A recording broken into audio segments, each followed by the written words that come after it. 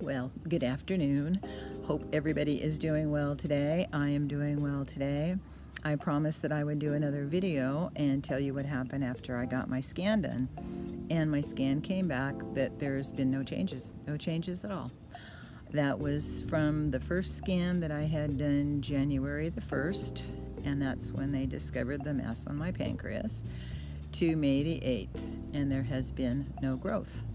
And I take that as a pretty decent sign. However, I recently read a study, and the study was done in 2010, so it's been a few years.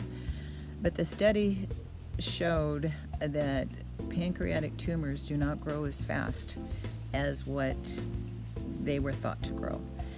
That the growth can take up to 20 years to go from the first cell that goes rogue until there's actually some kind of a perceptible cancerous growth.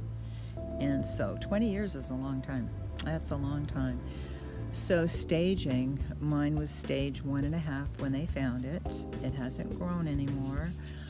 So I don't know if maybe the stage 1.5 goes on for 5 years before it actually gets any better with no interference whatsoever, because most people's cancers in their pancreas aren't found until they're stage 4. There hasn't been a lot of studies done on this.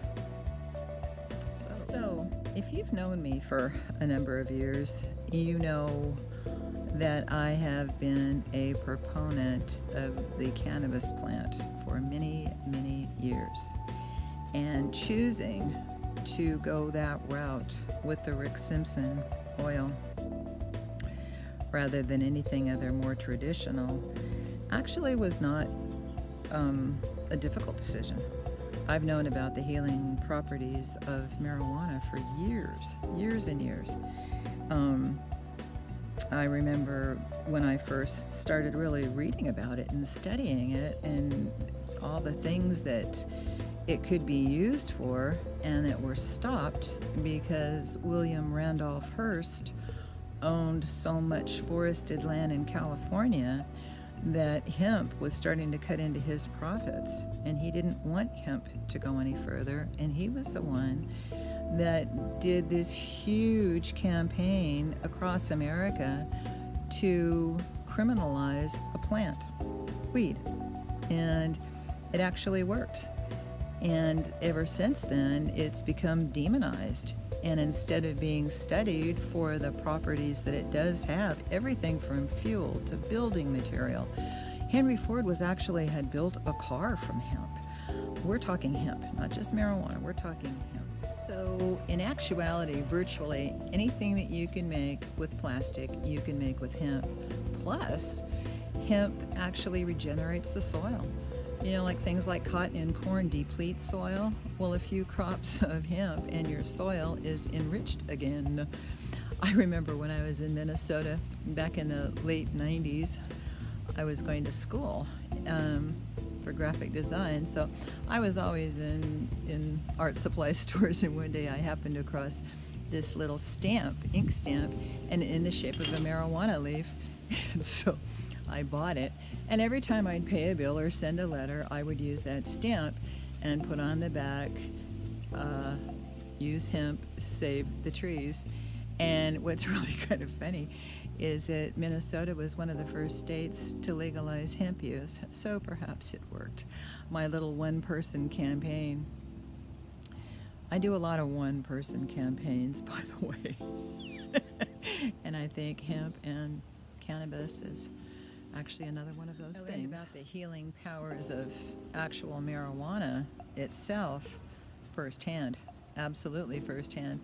I remember I was so sick with the flu, and somebody came over and said, "You'd feel better if you smoked a joint." I was so sick. No, I don't think so.